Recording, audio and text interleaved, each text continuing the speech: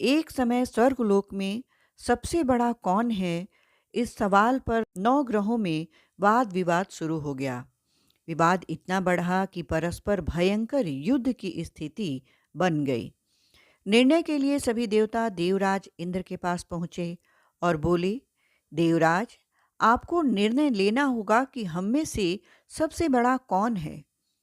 देवताओं का प्रश्न सुनकर देवराज इंद्र उलझन में पड़ गए। इंद्र बोले, मैं इस प्रश्न का उत्तर देने में असमर्थ हूँ। हम सभी पृथ्वी लोक में उज्जैनी नगरी में राजा विक्रमादित्य के पास चलते हैं। देवराज इंद्र के साथ सभी देवता उज्जैनी नगरी पहुँचे। महल में पहुंचकर जब देवताओं ने उनसे अपना प्रश्न पूछा, तो राजा विक्रमादित्य भी कुछ देर के लिए परेशान हो उठे, क्योंकि सभी देवता अपनी-अपनी शक्तियों के कारण बहुत ही महान और शक्तिशाली थे। किसी को भी छोटा या बहुत बड़ा कह देने से उनके क्रोध के प्रकोप से भयंकर हानि पहुंच सकती थी। अचानक राजा विक्रमादित्य को एक उपाय सूझा। उन्होंने विभिन्न धातुओं स्वर्ण, चांदी, कांसा, तांबा, सीसा, रांगा, जस्ता, अब्रक और लोहे के 9 आसन बनवाए। धातुओं के गुणों के अनुसार सभी आसनों को एक दूसरे के पीछे रखवाकर उन्होंने देवताओं को अपने-अपने सिंहासन पर बैठने को कहा।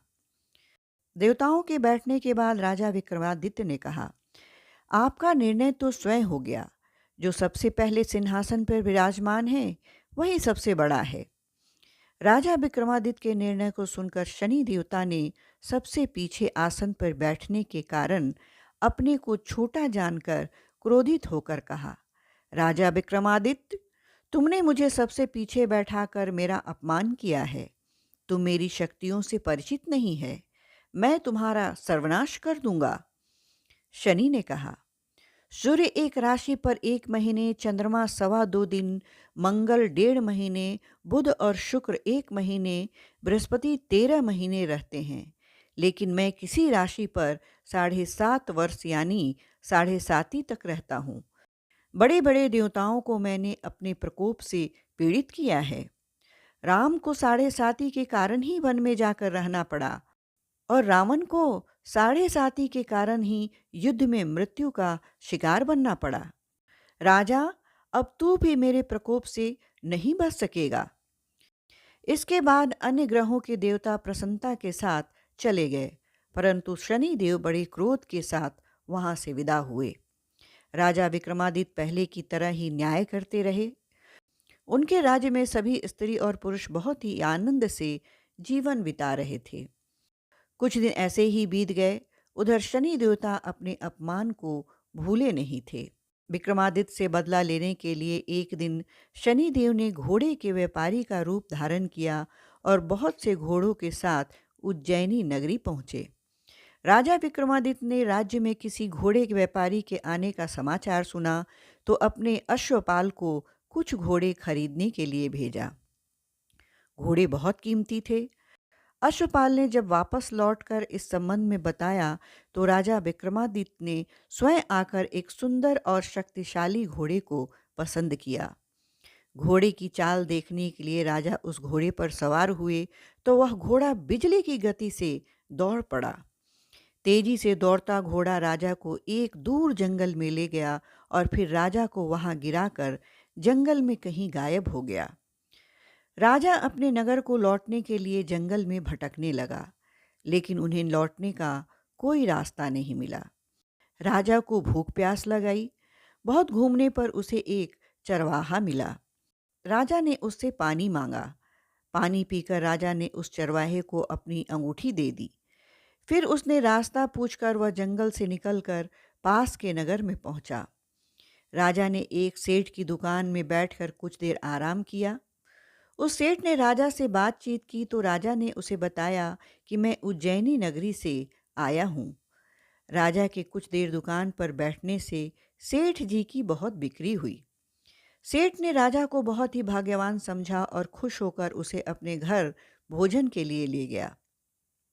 सेठ के घर में सोने का एक हार खूंटी पर लटका हुआ था।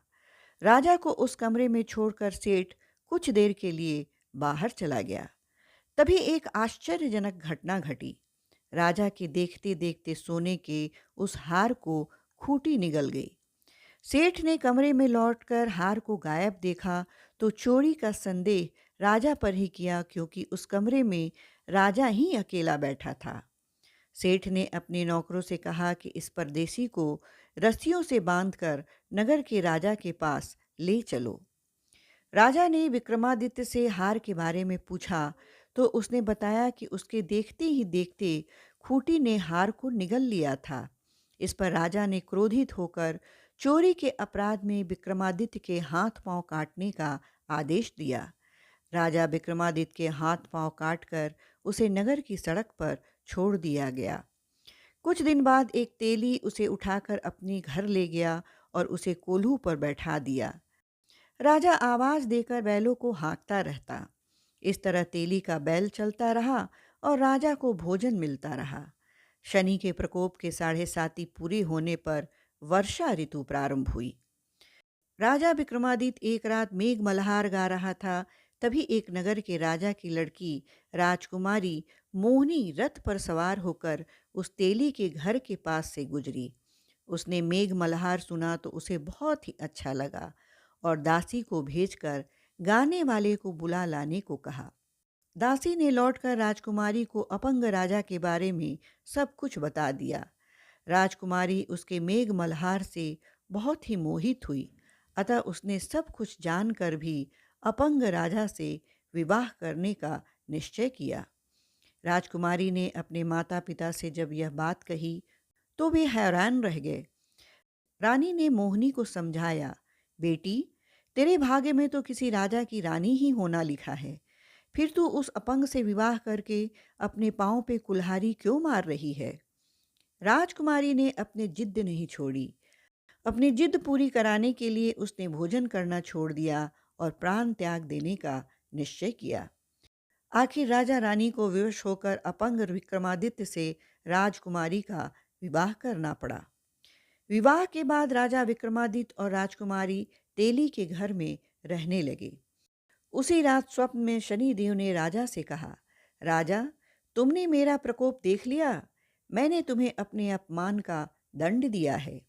राजा ने शनिदेव से क्षमा मांगते हुए कहा और प्रार्थना की, हे शनिदेव, आपने जितना दुख मुझे दिया अन्य किसी को न देना। शनिदेव ने कुछ सोचकर कहा, राजा, मैं तुम्हारी प्रार्थना स्वीकार करता हूँ। जो कोई स्त्री पुरुष मेरी पूजा करेगा, शनिवार को व्रत करके मेरी व्रत कथा सुनेगा, उस पर मेरी अनुकंपा बनी रहेगी। प्रातःकाल राजा विक्रमादित्य की नींद खुली तो वह अपने हाथ पांव देखकर राजा को बहुत ही खुशी हुई। उसने मन ही मन शनिदेव को प्रणाम किया। राजकुमारी भी राजा के हाथ पांव सही सलामत देखकर आश्चर्य में डूब गई। तब राजा विक्रमादित्य ने अपना परिचय देते हुए शनिदेव के प्रकोप की सारी कहानी सुनाई। सेठ को जब इस बात का पता चला तो दौड़ता हुआ तेली के घर पहुंचा और राजा के चरणों में गिरकर क्षमा मांगने लगा। राजा ने उसे क्षमा कर दिया, क्योंकि यह सब तो शनिदेव के प्रकोप के कारण ही हुआ था। सेठ राजा को अपने घर ले गया और उसे भोजन कराया। भोजन करते समय वहां एक आश्चर्यजनक घटना घटी। सबके देखते देखते उस खूंटी ने हार उगल दिए। सेठ जी ने अपनी बेटी का विवाह भी राजा के साथ कर दिया और बहुत से स्वर्ण आभूषण, धन आदि देकर राजा को विदा किया। राजा विक्रमादित्य राजकुमारी मोहिनी और सेठ की बेटी के साथ उज्जैनी पहुंचे तो नगरवासियों ने हर्ष से उनका स्वागत किया।